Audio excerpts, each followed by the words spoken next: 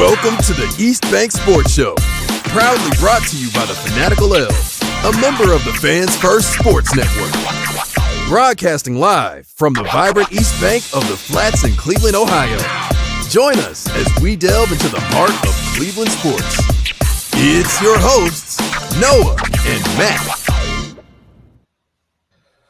Welcome back to the East Bank Sports Show, Cleveland sports podcast where we talk all things Cleveland sports, a proud member of the Fanatical Elves Network, as well as Fans First Sports. I'm here with my fellow host, Matt. Matt, how we doing? Not happy for sure. Yeah, I'm not happy either. And I really want to get into this and kind of talk about everything that's going on because the Cleveland Browns, to me, flat out, without a doubt, are not playing or living up to the expectations that we have bestowed upon them this season. But you know who I am. I tend to be the positive one here. I want to start on a happy note because we've had some good baseball news over the weekend. So, Matt, let's dive into that first. Real quick for everybody watching, thank you for tuning in. Make sure you join in at the conversation in the comments, whether you're watching it on X, YouTube, whether you be on Facebook, wherever you're watching, or join in after the fact in the reviews on wherever you watch podcasts and or the re-upload of this YouTube video. Let's get into it, Matt. Guardians are the AL Central champions. Can they get the first round bye? Let's talk about it quickly, briefly, so we can get to complaining. Run us off, man. I mean, for what I believe to be the fifth time since 2016, the Central runs through Cleveland. It's kind of something, if you remember back to when baseball season was starting, I kind of set this in my mind as a really solid benchmark for this team, you know? Yeah. We have the roster to do it. We have the talent to do it. Just got to go out there, put it all out on the diamond together. And I think the one thing that's kind of getting glossed over, I'm ignoring that. It was a comment that said, how y'all going to let the Cards win the series? It's fine. We won the AL. We clinched the playoffs. And our magic number is 2 to have that first round bye. Continue, Matt. I think kind of one of the big things, though, that hasn't really been appreciated enough because we've been so focused on the fun team on the field is the rookie manager vote. Yeah. I think to say he's done an amazing job is quite an understatement, given you lose your ace and arguably the best ace in the league very early in the season. You have all sorts of questions about your roster all throughout the year. And then you win your division, you're looking at a first round bye, still fighting for the 1 or 2 seed. Like, that's very impressive. And I know I was a doubter when we hired him, and I'm going to be the first one to sit here and say I was wrong. I shouldn't have doubted him, and he did a great job. Yeah, he's been fantastic. Vote should be, in my opinion, manager of the year for being able to do what he has done with this team in one short year. I'm really happy with where the Guardians are at. I currently am the biggest Mariners fan because they play the Houston Astros here in about an hour and 20 minutes as of the live show. So that's where I'm at in terms of life. And then I want to go ahead and beat the Reds and get this over with so we cannot worry about that first round bye in the playoffs because we actually end the season with the Astros. And I don't want to have to worry about that while I'm watching that series. Personally, I still think they could do it even if it gets to that point, but I'd rather just have the peace of mind that we're not literally playing basically what is a playoff series, maybe not a series as a stretch, but you know what I mean. Something that is extremely meaningful when we could be playing, some meaningless baseball and get to the playoffs. And let's do this thing with Quan getting back and everybody feeling pretty good. That's where I'm at.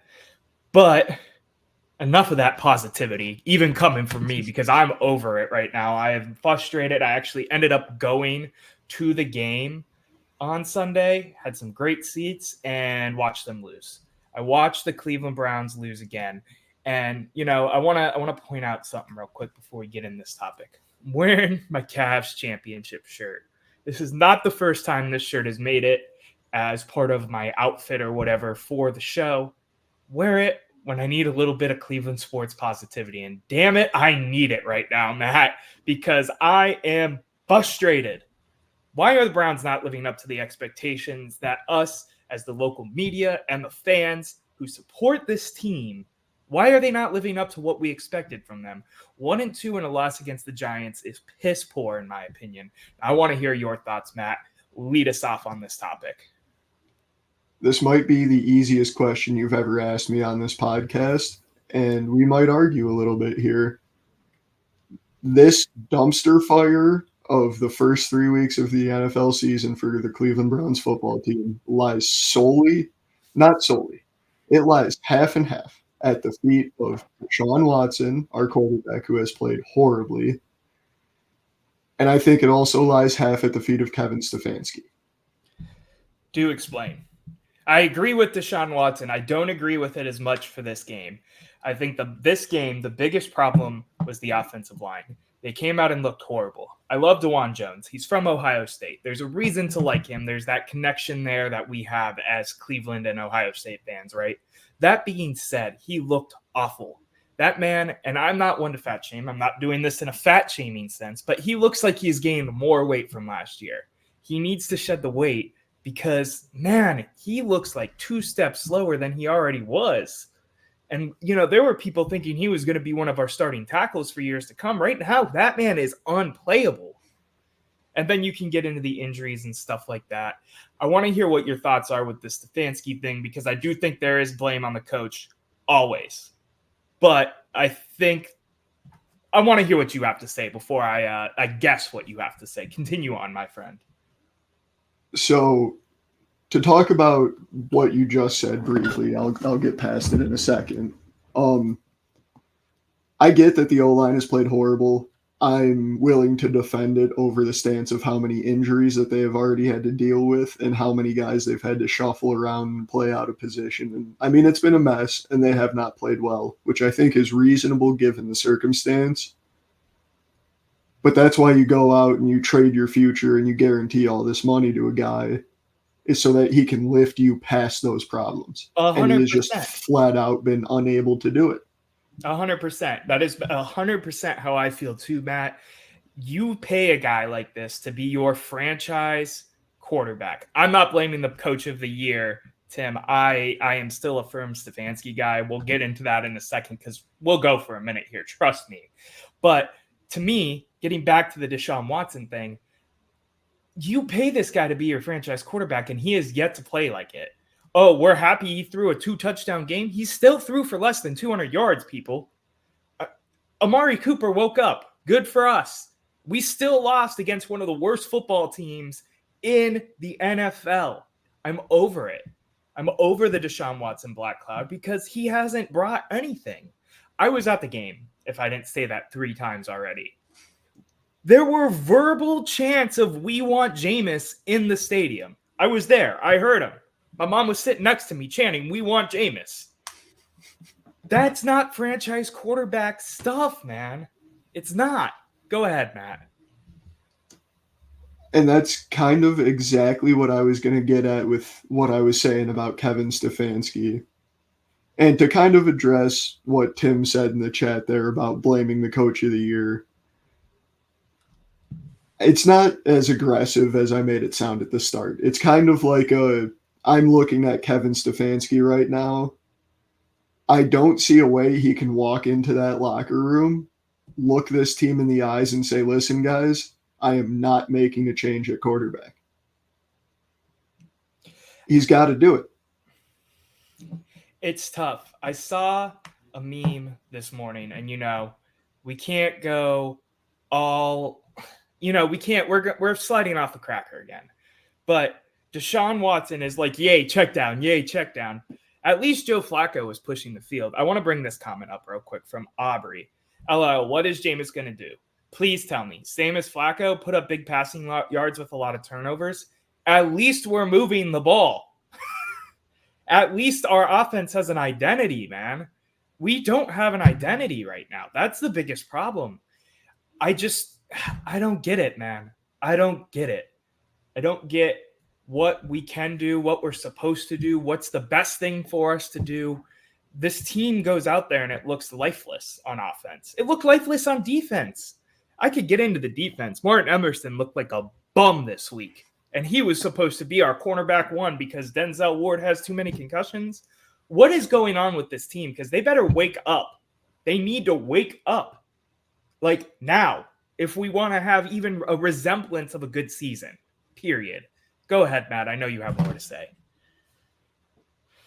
It kind of feels, looking from the outside in, I don't really know how to describe this well, but when you look at a team, you can kind of get the vibe of how they feel.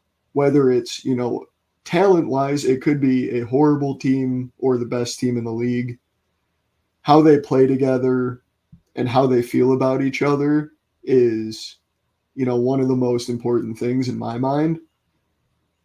And the way this team feels from last season to this season is a million times different. Yeah. Last year, it was like, oh, we're dealing with all these injuries, but we're just going to push through it and rise up, and all those cliche terms that I can throw out there right now. And that's exactly what we went out and did. I mean, this season, we start the game with a turnover on the opening kickoff and a touchdown in 11 seconds. And it doesn't look like we just did that. There's no energy. It's like, oh, cool, we're here to do our job again. It doesn't feel the same. And I think that's going to be a killer for us if we can't fix that. I don't know. I'm not in the locker room, neither are you. I don't know what it is.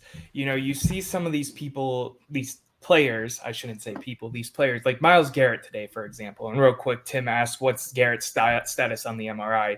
He's day-to-day right now. I believe it's like a sprain or something like that. But just knowing him and how he's been talking, I would assume he's going to play until he literally cannot walk. That being said, I feel like the vibes seem good from the players, right? For in terms of at least social media and the stuff that I can view and see and react upon. That being said, they go out there and yes, the offensive line has looked horrible, absolutely deplorable. Part of the problem is, we've been missing two of our starting tackles. Jedrick Wills looked like complete ass this week again. It looked almost like he shouldn't have played yet, but they were nervous to put Hudson and Jones back out there again. I just don't get what the direction is. Something else that bothers me, since we're talking about the offense for a second, why are we running so much empty? Why are we running so much empty? We can't, it isn't working. Point blank, period. Deshaun Watson is not playing like a quarterback that can stand there and tip off that we're passing the ball because we're in empty and then throw a check down for 3 yards. We need to have more tight end sets. We need to have 3 tight ends on this roster, period. That is when our offense has looked best year in and year out with Kevin Stefanski, is when we've run 2 tight end sets. And you can't do that when you have 2 tight ends on the roster, because if one goes down, half your playbook's out of the way. There's just so much stuff that comes down to quarterback play, that comes down to coaching, that comes down to the offensive line, that it really feels like it's time for us to just wake up and figure it out, or else we're going to be a 5 or 6 win team. That's point blank, period. You don't lose to the Giants with the ball in your hand 3 separate times to win the game. They missed a field goal. They could have iced the game on us, missed the field goal, and we still turn over the ball. And Cedric Tillman still drops the ball. And I know Cedric Tillman wasn't supposed to be the receiver in that play. Normally it's Amari Cooper. Amari Cooper goes out the play before. You have to put someone else in there. You put one of the bigger, deeper threats. Get what happened there. It's just time to wake up. The locker room needs to wake up. That's the point blank period thought I have. Stefanski needs to light a fire under these guys' ass. I know he's not always the fieriest of fiery coaches. That was a tongue twister. But it's time to get something out of these guys. We look horrible at home. I mean, we didn't look great in Jacksonville, but we at least looked like we could win a football game. We were one of the best teams. One of the best teams at home last year with 14 different quarterbacks. PJ Walker beat the 49ers at home with some luck. I'm just sick of it, man. I'm sick of feeling bad on a Monday after I spend all this money to go to a game on a Sunday and enjoy the Muni lot and enjoy a tailgate. There needs to be some answers here. And the answers need to be a little bit deeper than we just got to be better. And I know I was giving Eric, the work on this a couple episodes ago on the Office edition of what do you want Kevin Stefanski to say? It's time that we put ourselves in a direction. Matt, I've rambled for a minute. What else do you have to add? The few things I have to add to that is agreeing exactly with what you were saying about Kevin Stefanski needs to get a grip on this team and get them moving in the right direction. And that might be a struggle for him because he's not the most, vocal, hype you up head coach. I think a good way to do that might be walking into the locker room and saying, hey, we're making a change at quarterback. I seriously think that's something he's at least got to be thinking about seriously. I mean, you hand your quarterback the ball with a chance to go down and win the game multiple times in the fourth quarter. And again, we just went over it, but the quarterback we mortgage our future for. You have to go down and win that game. And he has failed to do it week in and week out. What has he done? He has given us one half of QB1 franchise quarterback football and then got hurt and missed the rest of the year after that. Yeah. One half. What are we really still sitting here and defending that? Even like some of the comments have said, let Jameis go out there, rip it, turn the ball over 15 times. Whatever. At least it's not the dude we mortgage our future for and can't get anything out of. At least he's pushing the ball. It's just so frustrating to watch. And I'm so over being a quiet Deshaun Watson hater. I can't take it anymore. He is not a good quarterback. It was one of the worst mistakes in the NFL to make that move. And we need to give up on it. Matt, I'm going to pause us there so we can go to commercial break. When we come back, we'll keep talking about this because I've been holding this in to have this vent session with you live on camera.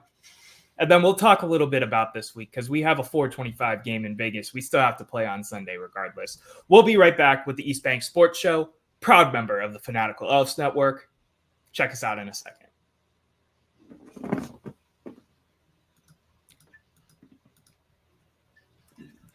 And we are back with the East Bank Sports Show. We've been talking everything about what's going on with this team. 3 games into the season, there's a lot going on. There's a lot of emotions to be felt. And I feel like some are valid. Some, we still got to pump the brakes. I agree with what you're saying, Matt. I think it's coming up. You're looking upon the horizon right now, and you see Deshaun Watson getting benched. I don't know if that is completely the right decision or not. I don't know if Jameis is really going to play better, but I think it just feels like it's hitting that peak already. We're 3 games into the season. We haven't seen much of anything out of Deshaun that makes us happy. Any updates on the charges? There's no updates on the charges yet. They said like 2 weeks-ish ago. So I'm assuming we're going to hear something soon. That would be some perfect timing, I guess, if they really are trying to get out of this thing. I don't know if they're there yet. I hope whatever decision they make, I guess, pans out for the best of us. I didn't think I'd be going into this season thinking about what quarterback we could draft, by week 3. And that's definitely something that's been on my mind. And I know part of this is doom and glooming because we lost to one of the worst teams in football, period. That being said, on the positive note, there are multiple teams in the AFC right now that are 1-2, that are 2-1. We are 3 games into the season. There is still plenty of time for them to turn it around. There's a reason for us to be frustrated. There's a reason for us to continue and talk about what we're talking about because it's totally fair. It's totally valid, in my opinion. They have given us nothing, not a shred of hope yet. We almost blew the only game we won. Matt, what else are you thinking, man? You should go get Bryce. Real quick, you should go get Bryce. I thought about this. I'd do it for a late round pick for the hell of it. Honestly, I would, just to give him the reset that he needs. Even though I know you're joking, Tim. Go ahead, Matt.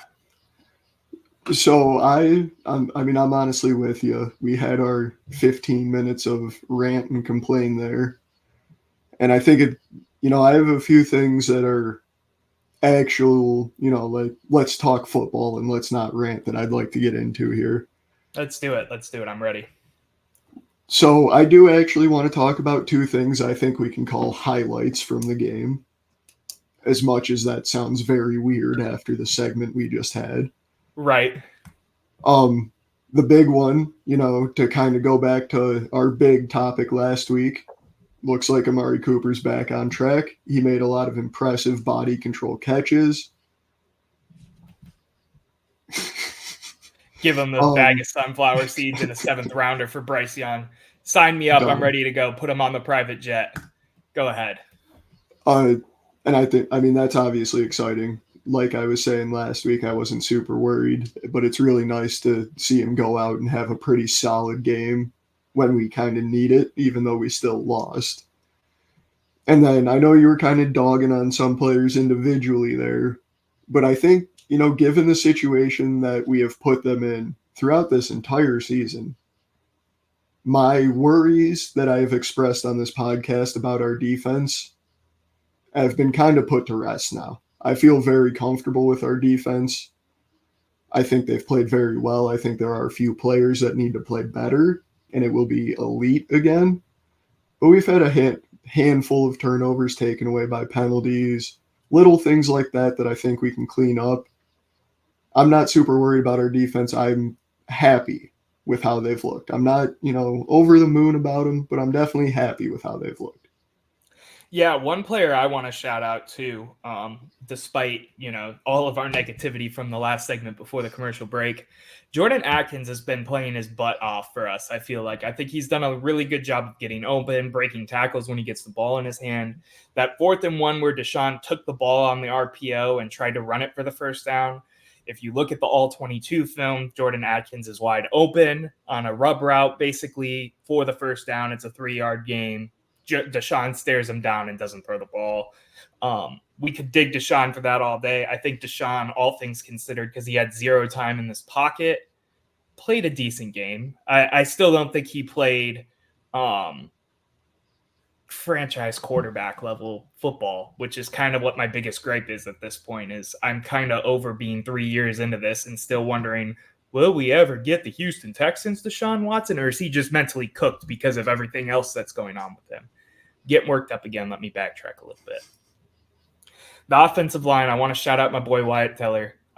Didn't have the best game in the entire world, but he did get hurt, and he's going to be potentially on IR, out for several weeks with MCL sprain. So get better soon. He just had a kid too, so hopefully he's not too immobile to not be able to help around the house and do the fatherly duties that are also just as important as his football career is. That being said, this week there's things I need to see. There's something I really need to see, and I need to see Jack Conklin on this football field because it's time to get DeJuan Jones out of here, in my opinion. He looked horrible. He was playing Ole like it was a bull, and he had the cape all day at right tackle. And I can't believe I'm at a point where I'd rather see James Hudson play swing tackle than watch DeJuan Jones play another snap for the time being. That's step one. Matt, what else are you thinking? Kind of along the same lines, but a little bit of a different direction. I want to see, before we even get to Las Vegas, Andrew Berry needs to wake up and send some picks or send something to go get some O-line help. We need it. He's got to do something. I don't expect, a big break the bank, go get, Trent Williams off the Niners or anything, but we have to go get somebody that's serviceable to get on this O-line now. Yeah, I could see a trade for sure. Just because of all the injuries that we've had going on. I don't think we're ready to see a guy like Zach Zinter, the rookie out of Michigan that I'm very excited to see play. I don't think we're ready to see him make a full-time play yet. I do want to see that. I also want to see what happens with these O-line injuries. We had Jedrick Wills go out, we had Wyatt Teller, and we had James Hudson. So three offensive linemen that are rotating in right now. I want to see what happens there. to kind of make a thorough evaluation of what this offensive line is going to look like. You know, we lost our offensive line coach last year. His son is now the head coach at the Titans, so obviously he went and followed them to help there. Makes sense. He was a really good offensive line coach. Was thinking it wasn't going to be the be-all, end-all, but through 3 games, it's looking like it's been through the be-all, end-all. As a former offensive lineman myself, I have seen the very minimal communication. We're getting beat on twists, stunts, blitzes like crazy, and they need to figure something out. The fact that we looked better with everybody playing out of position, Joe Bitonio at left tackle when all those injuries happen, this O-line needs to figure it out too, because that is one of the biggest problems with this offense, in my opinion. It's either Deshaun's holding the ball too long, or when he has the opportunity not to, the offensive line is putting 3 defenders in his face in 0.5 seconds. So, Matt, what else are you thinking for this 4:25 Sunday Las Vegas Raiders game? I mean, getting into the game, I don't even know what I want to see. I want to see a lot of change happen before we get to the game. But, I mean, we have to win this game. And I feel like I say that every single week on this. But the one thing that I kind of want to bring up right now is I kept a track from when we did our episode kind of pre-gaming the Browns season, talking about our predictions. You had us do a record prediction. I have mine written down in front of me. Granted, we're 3 weeks in, so it's not hard to be accurate. I'm off by a game. I'm 1 game off of where I thought we were going to be, where I would be happy with us. Granted, that 1 game is a very, very, very, very, very ugly 1 game. So you were talking lost Dallas, win Jacksonville, win Giants, and now we're here. That's where I thought we would be. That's what I thought. That's what I thought I remembered when we did that segment in the preseason. Continue on. That's where I had us. And, you know, it's week 3. Yeah, we're sitting here having our doom and gloom. We hate Cleveland football talk. Week 14, we're probably not going to be talking about this ugly loss to the Giants anymore. And ideally, if we make the right moves, which a 2-time coach of the year can and should and hopefully will, it's not going to matter. And like you always kind of say, maybe we need to relax a little bit. I know I was sitting here just calling for QB1's head, and I still am. But in my mind, I'm only off by 1 game. We need to get it on track now, but it's not too far off the track to do anything with. Yeah, I mean, this team still has the talent front to back that they should be doing something. I think that's where the biggest frustration is the fact that this team could, and hopefully will wake up and do what they should be able to do with the defense that we have, with the wide receiver room that we have, with the running backs as soon as Nick Chubb comes back and David Njoku comes back in that tight end room. This team is talented. This offensive line is talented. It's time to wake up and let's do this thing, right? Something I'm kind of on watch for, and I know Eric's not watching, but I wish he was because of what my take is. I'm on Kevin Stefanski giving up play calling watch, because that was one of the worst called games that I have seen him call in quite some time. I know we couldn't get the run established because of how bad the offensive line was playing, but the fact that it took us until the end of the 3rd quarter to run any type of screen, any type of play like that, like anything remotely like a screen, a rollout, what have you, is not good adjustment and not good attention to detail, in my opinion. And it's on watch. I'm not saying I'm there yet, but it's on watch. I'm on watch for some things, because I'm ready to see some change on this football team, because obviously what they're doing right now isn't clicking whatsoever. What else are you thinking for this Vegas Browns game in Vegas? I mean, not to double down, but we really need to have a good game this week to get the momentum rolling. I mean, that's the big thing. And this Raiders team, I mean, obviously it's NFL competition, and we kind of said this last week, and we all saw the result, but we can beat this Raiders team. and I think we should beat this Raiders team. You know, it's not like we're traveling to San Francisco to play the 49ers or traveling to Arrowhead to play the like. No, we're playing Gardner Minshew. Yeah, we should. We can win this game. Yeah. So we better. Nah, I'm with you. Matt, it's been a pleasure talking. No, I'm not doing a parlay of the week this week. I can't sit here in good faith and tell you to bet Browns money line or bet Browns spread with a touchdown and my normal formula I give you. I just can't do that at this point in time with everything that's going on with the team.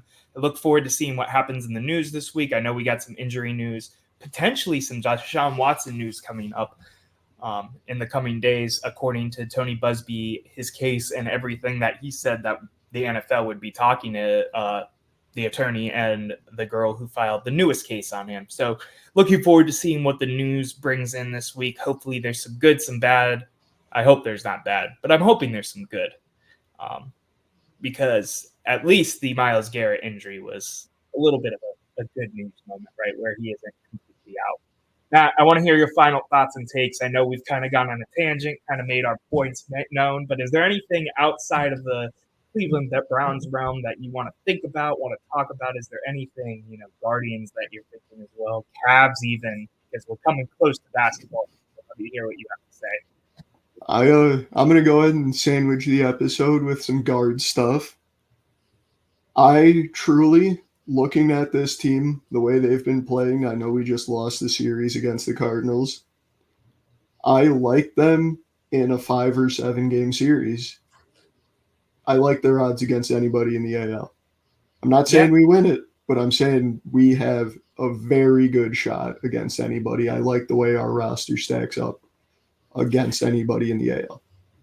I'm with you on that. I've been feeling a lot better about this team. They had their dry spell. We've got some guys coming back from injuries, such as Stephen Kwan, what have you. I'm really excited to see what this team looks like in the playoffs. I'm really hoping they get that bye because that would be an absolute great time. Tim Lyons with his Go Cards. Tim's all over the place. He's a Cardinals fan. He is a Bengals fan. Tim, while I go on my final take, are you a basketball fan of anybody or hockey? Who are your teams there? I'm just curious because, we talk enough outside of the show and during the show, but I don't know where else your allegiance lies. What about college too? I think you're a Notre Dame fan, right? Are you a Notre Dame fan? I don't know. Anyway, my final thought, my final take goes to the Cleveland Cavaliers. I am really excited for this season. I am really excited to see what this team does because this is kind of the same mentality as what the Cleveland Browns are in right now. It's a prove it year. We've done it. We've seen it. We know what this team can do. Let's prove what's going on. Let's see this core four do what they can.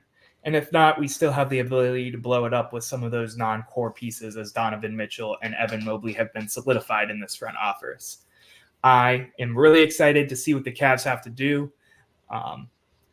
Spoiler alert, I think I might be working there a little bit again this year, getting some reps in on the court. Not playing, obviously. Setting up props, but you know what I mean. And yeah, I'm just excited to get back into basketball as well. The best time for sports is always that October time where everything's kind of going on at once, and I am very much ready for that. I wanted to end on a positive note before we wrapped up this episode of the East Bank Sports Show, brought to you by the Fanatical Elves and the Fans First Sports Network. Me and Matt want to thank you for tuning in, enjoying us talk, bicker, rant, call for Deshaun Watson's head, call for the O-line's head, and then bring it back down to earth and talk about some of the things that matter and we need to see moving forward. It's time to wake up, Cleveland. It's time to wake up, Browns. There's still a lot of season left. It's not completely doom and gloom. Fortunately, it isn't a victory Monday, but there's always next Monday, right, Cleveland? Thank you for tuning in. Make sure you hit the subscribe button, download the podcast. It helps us grow the brand when you do those two things. And until next time, Cleveland, have a great rest of your night, week, day, and I'll see you on Friday with a special edition of the At the Office with an At the Office post show right here on the YouTube channel and wherever you watch. Have a great one, Cleveland. See you next time.